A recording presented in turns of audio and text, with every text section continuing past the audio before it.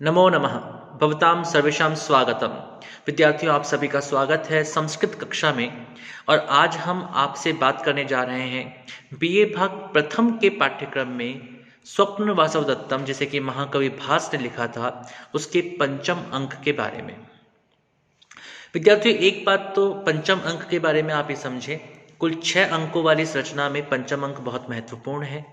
और पंचम अंक को स्वप्न वासवदत्तम नाटक का गर्भांक कहा गया है। ये क्यों कहा गया है, इसके बारे में भी हम आपसे चर्चा करेंगे और पंचम अंक की संक्षिप्त कथा वस्तु के बारे में आपसे बात करेंगे। होता क्या है कि अभी तक जो हमने 4 अंकों को पढ़ा, उन 4 अंकों में हमने देखा था कि प्रथम अंक में लावणक ग्राम की घटना के बारे में, और साथ में उससे पूर्व ही वहाँ पर जो आश्रम है, उसके नज़दीक जो आश्रम है, उस आश्रम में घटित घटना के बारे में, और योगंधरायण के द्वारा वासवदत्ता को पद्मावती के पास धरोहर के रूप में रखे जाने के बारे में चर्चा की गई थी।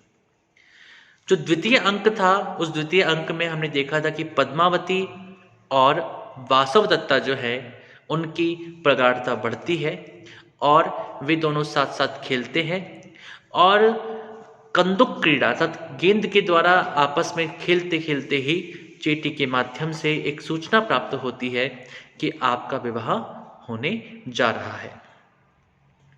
जो तीसरा अंक था, उस तीसरे अंक में, तृतीय अंक में, हमने देखा कि जब पद्मावती और उदयन का विवाह होने जा रहा है तो उस समय पर वासवदत्ता कुछ दुखी है। और दुख का कारण जो है वह यह है कि वह अपने पति से दूर है और उसके पति का विवाह किसी और के साथ होने जा रहा है। पद्मावती और वासवदत्ता का जो आपसी प्रेम और आपसी स्नेह है वह बहुत ही महत्वपूर्ण है, क्योंकि पद्मावती भी वासवदत्ता से अत्यधिक प्रेम और स्नेह करती है और वासवदत्ता भी ये मानती है कि पद्मावती निश्चित रूप से उदयन के लिए एक श्रेष्ठ पत्नी है। लेकिन यहाँ पर इस नाटक में हम देख रहे हैं कि वासवदत्ता लगातार एक दुख के साथ, एक उदासी के साथ दिखाई जाती है। और कारण स्पष्ट है, क्योंकि उन्हें अपने पति को किसी कारण से, अपने राज्य के सुरक्षा के दृष्टिकोण से, अपने राज्य के संवर्धन के दृष्टिकोण से, अपने पति की रक्षा के लिए, शत्रुओं का संहार करने के लिए अपने पति को छोड़ना पड़ा है। यह त्याग निश्चित रूप से एक अल्पकालिक है, कुछ समय का है, लेकिन आगे क्या होने वाला है इसके बारे में स्पष्ट रूप से कोई कुछ नहीं कह सकता। वासवदत्ता भी भविष्य की चिंताओं से ग्रस्त है। उसे लग रहा है कि भविष्य में क्या होगा। जब उदयन को पता चलेगा कि मैं जीवित हूं तो उदयन मेरे बारे में क्या सोचेंगे, या फिर क्या पता उदयन को पता चल ही ना पाए कि मैं जीवित हूं। अब क्या मैं फिर से उदयन की पत्नी के रूप में अपना स्थान प्राप्त कर पाऊंगी? क्या उदयन भविष्य में भी मुझे उसी प्रकार से प्रेम करेंगे जिस प्रकार से वे पहले करते थे? पद्मावती के सामने मेरी स्थिति क्या होगी? ये सब कुछ बातें वासवदत्ता के मन में है और इन्हीं कारणों से हम देखते हैं कि वासवदत्ता लगातार दुखी रहती है। तृतीय अंक का प्रारंभ भी कुछ इसी प्रकार से होता है कि वासवदत्ता अत्यंत दुख के साथ में एक उपवन में प्रवेश करती है और उपवन में बैठी हुई अन्य मनस्क होकर के, चिंतित होकर के, दुखी होकर के वहाँ पर बैठी है और वह चाहती है कि कुछ देर में यहाँ पर चुपचाप बैठ करके, मौन धारण करके, किसी न किसी प्रकार से अपने कष्टों को, अपने मन की व्यथाओं को, अपनी व्याकुलता को कम कर। और इसी उद्देश्य से वह वहाँ पर बैठती है। जब वह वहाँ बैठती है तो एक दासी, एक चेटी उनको ढूंढते हुए आती है और कहती है कि हमारी महारानी ने कहा है कि आप ही उनके लिए वरमाला, जो कि सौभाग्य माला होती है, जो कि वधू अपने विवाह के समय धारण करती है, उसको गूंथे।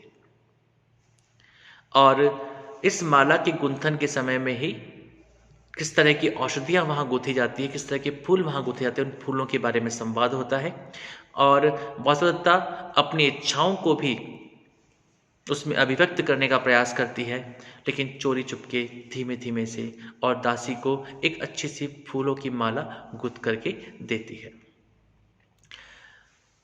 दूसरी तरफ में उदयन और पद्मावती का विवाह हो जाता है। नाटक में उदयन और पद्मावती के विवाह को दिखाया नहीं गया है, लेकिन उसके बारे में सूचना हमको प्राप्त होती है कि उन दोनों का विवाह हो चुका है। चतुर्थ अंक जब शुरू होता है तो चतुर्थ अंक के प्रारंभ में हम देखते हैं कि जो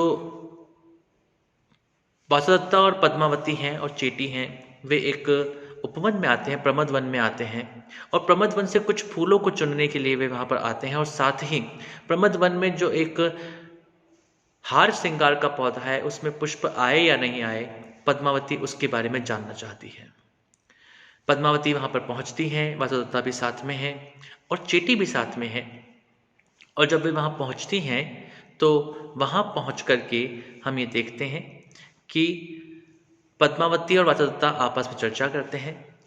तभी दूसरी ओर से उदयन और वसंतक जो कि विदूषक के रूप में हैं और उदयन के अभिन्न मित्र के रूप में भी हैं, वे दोनों वहाँ पर प्रवेश करते हैं।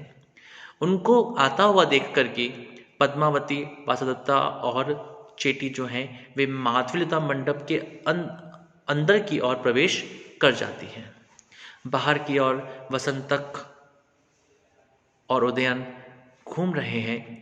घूमते घूमते वे आसमान में एक सारस की पंक्ति को भी देखते हैं, उड़ते हुए पक्षियों को भी देखते हैं। और जब वे कुछ देर और आगे बढ़ते हैं तो एक स्थान पर पहुंच करके वसंतक कहता है कि आइए इस माधवीलता मंडप में प्रवेश करते हैं। अंदर की ओर वासुदत्ता और चेटी और उनके साथ में पद्मावती है। पद्मावती को चिंता थी कि कहीं वासुदत्ता, जो कि प्रोषित भर्तृका के रूप में है, अतः जिसके पति दूर गए हुए हैं, वे किसी पर पुरुष के दर्शन ना करें। अतः दासी जो है वहाँ पर स्थित माधवीलता मंडप को हिला देती है।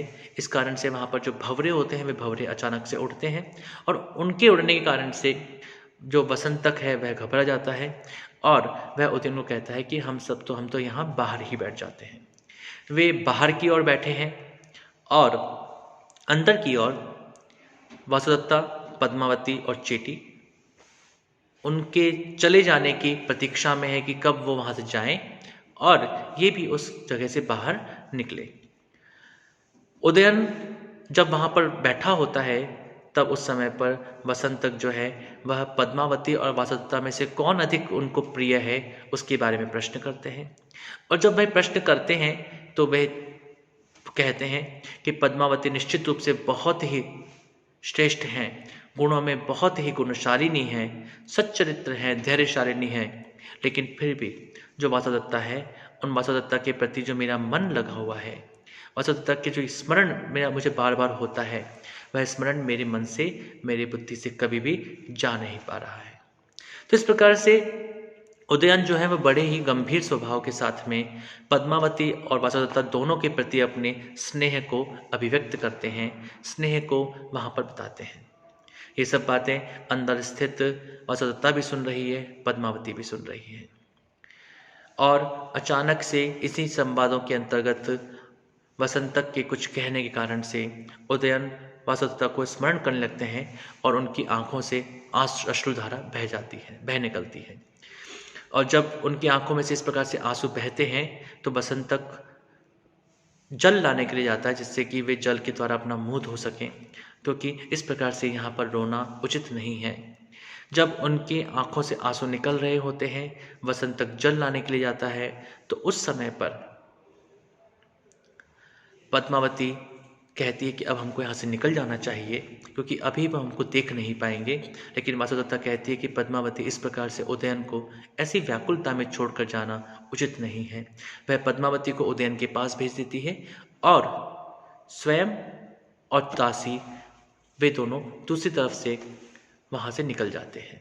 पद्मावती उदयन के पास जाती हैं, उदयन का मुख धुलाती हैं और पद्मावती को आसन देते हैं। उदयन अपने पास बैठने का स्थान देते हैं और तब पद्मावती उनसे पूछती है कि क्या बात है, लेकिन उदयन भी एक बहाना बना लेते हैं कि अचानक से कुछ धूल कणों के साथ में, कुछ वायु के साथ में पराग कण जो थे, पुष्पों के पराग कण वे उड़ते हुए आए और मेरी आंखों में चले गए, इस कारण से मुझे यहाँ पर मेरे आंसू बह रहे हैं।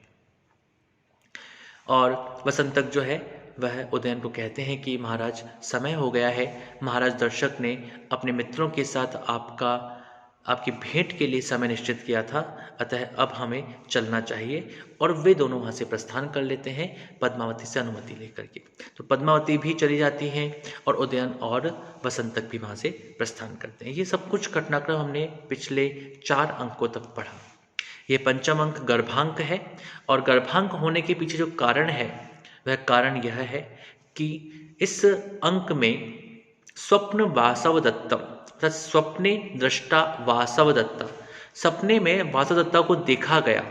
ये जो पूरा जो इसका नामकरण है वह नामकरण का जो आधार है वह आधार यही पंचम अंक है। इसी पंचम अंक में घटना आएगी। उस घटना में उदयन वासवदत्ता को सपने में देखेंगे और वास्तविक रूप में वासवदत्ता ही वहां पर आई थी। उदयन संदिग्ध हो जाएंगे, संदेह से युक्त हो जाएंगे कि वासवदत्ता शायद जीवित है और सपने में वासवदत्ता को देखा गया, वह वास्तविकता में वासवदत्ता थी ऐसा वह मानते हैं। लेकिन वसंतक जो है वह कहता है कि नहीं नहीं, आपने शायद सपने में उसको देखा होगा। तो इस प्रकार से एक घटना जो है वो घटना यहाँ पर आती है और इसी अंक में हम देखते हैं कि अचानक से घटना के कारण से सब वासवदत्ता और उदयन जो है वो निकट आ जाते हैं। उदयन के मन में ये विचार बार बार उत्पन्न होता है कि नहीं, मैंने सच में वासवदत्ता को देखा और वासवदत्ता जीवित हैं। और वसंतक उन्हें यह विश्वास दिलाने का प्रयास करता है कि आपको वासवदत्ता सपने में दिखी थी, वासवदत्ता तो मर चुकी हैं। लेकिन फिर भी उदयन का मन एक बार फिर से वासवदत्ता की ओर अग्रसर हो जाता है। वासवदत्ता से मिलने की उनकी चाह वापस उत्कंठा में बदल जाती है, वो व्याकुलता में बदल जाती है। और इस प्रकार से ये जो अंक है यह अंक गर्भांक के रूप में, गर्भ अंक जहाँ से नाटक की उत्पत्ति हुई है या नाटक में एक बहुत बड़ा परिवर्तन हो रहा है या जहाँ से जिस अंक की घटना के आधार पर उस किसी नाटक का नामकरण किया गया है, उस नामकरण की अपनी एक महत्ता होती है और इसी कारण से इस अंक को गर्भांक कहा गया है। तो इस अंक को हम अगले वीडियोस में आपके सम्मुख रखेंगे। यह एक परिचय था और इस परिचय के बाद में पंचम अंक को प्रारंभ करेंगे। तब तक के लिए नमो नमः, शुभम भवतु, पुनर्मिलामः।